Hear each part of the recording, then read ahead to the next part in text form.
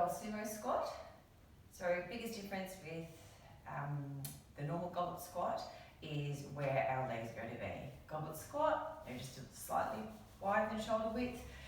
Sumo squat, they're going to be significantly wider than shoulder width.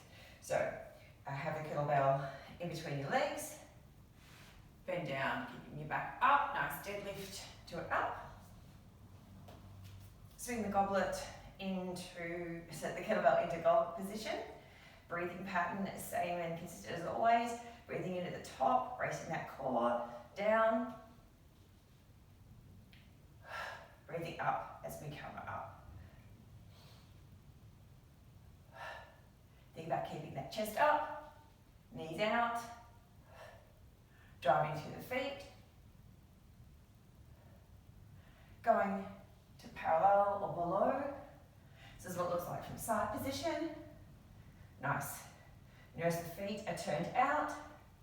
Breathe in.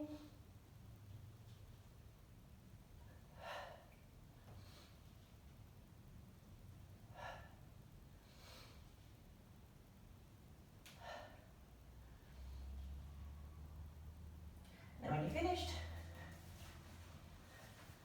make sure you deadlift or squat the kettlebell down safely. You're done.